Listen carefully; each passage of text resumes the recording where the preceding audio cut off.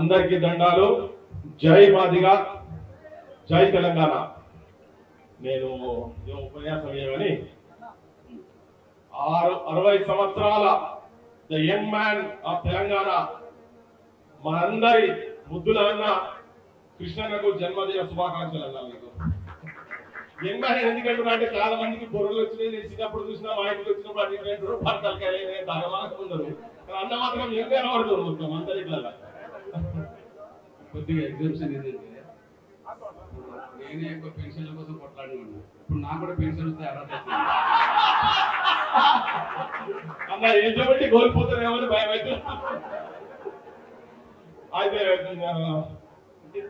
మాదిగా అనే పదానికి అసలు యాక్చువల్ గా నేను అనుకుంటున్నా మాదిగా అనే పదానికే ఒక గౌరవం ఇచ్చినటువంటి ఒక పుట్టినరోజు నేను అనుకుంటున్నాను.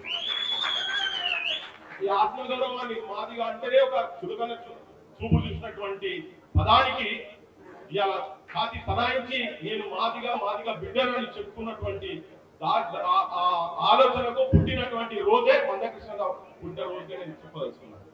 వేదిక మీద మాట్లాడుతూ చెప్పి ఇంకా 40 సంవత్సరాలు 50 సంవత్సరాలు ఇంకా మీ పుట్టినరోజు ఇట్లే జరుపుకోవాలి. నేను అట్లా అంటున్నా, ఈ భూమి ఉన్నంత మటుకు మనిషి అంటూ ఈ భారతదేశంలో బతుకున్నంత మటుకు మందకృష్ణ పుట్టినరోజు జరుగుతుంది. మనం ఉన్నప్పుడు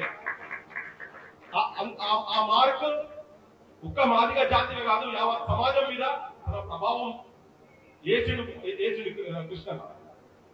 ఇది దీంట్లో ఏం ఎక్కువ తక్కువ. ఈ పుట్టినరోజు బరాబర్ జరుగుతుంది. కానీ పుట్టినరోజులు వర్ధంతులైనా పుట్టినరోజులైనా ఎందుకు జరుపుకుంటామంటే సమాజానికి ఆ వ్యక్తి ఎవరు, ఆ వ్యక్తి సమాజానికి ఏంటటువంటి కాంట్రిబ్యూషన్ ఏంటి, సమాజం ఆ వ్యక్తిలో ఉన్నటువంటి గుణగణాలు ఏంటి, దాని ఆచరణ రూపంలో ఎట్లా తీసుకోపోవాలనే దాందే అవి విని ఆచరణ రూపంలో పెట్టాల్సిన అవసరం ఉంటుంది. కాబట్టి నేను ఇక్కడ ఉన్న వాళ్లకు కళాకారులు కావచ్చు, యావత్ సమాజానికి ఏం చెప్పాల్సింది ఏంటంటే అసలు మందకృష్ణ ఏంటి, హూజ్ మందకృష్ణ, తన ఐడెంటిటీ ఏంటి.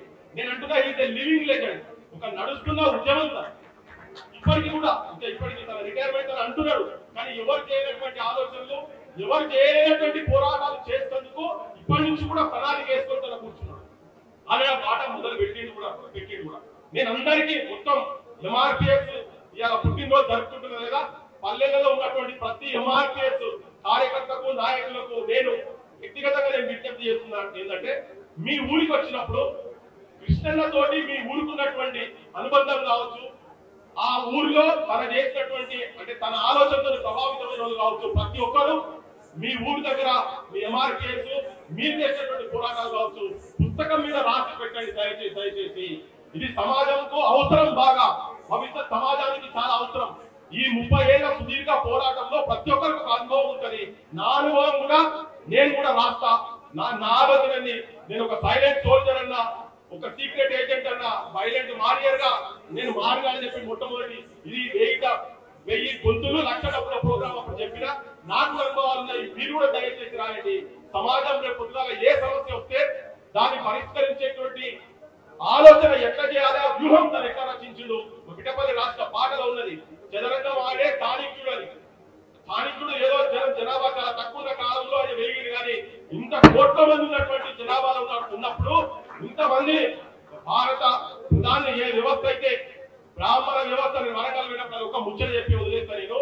అంటరాని కులాలు, అంటరాని జాతులు మన మనుషుల దగ్గర చూడకుండా ఊరు పెట్టినటువంటి కులం దగ్గర వచ్చినటువంటి మందకృష్ణన్న మేము వరంగల్లో పద్మశ్రీ అవార్డు వచ్చిన తర్వాత రైల్వే స్టేషన్ నుంచి తీసుకొస్తున్నప్పుడు అప్పుడు దాదాపు నేను కూడా రాత్రి 10-10:30 అయింది.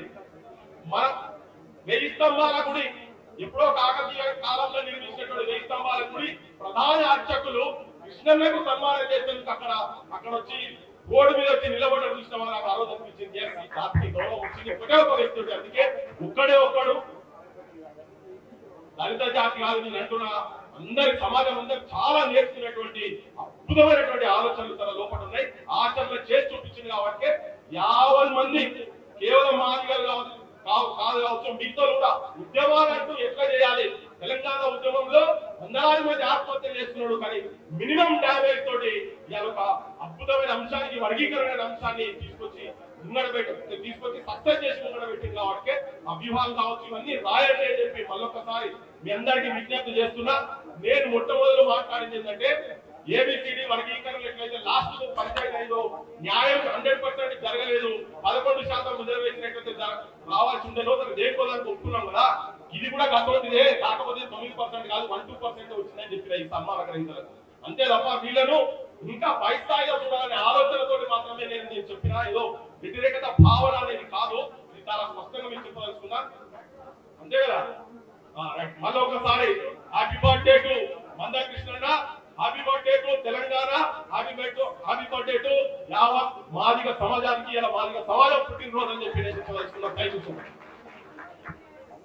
సామాజిక న్యాయానికి పుట్టినరోజు శుభాకాంక్షలు. నేనంట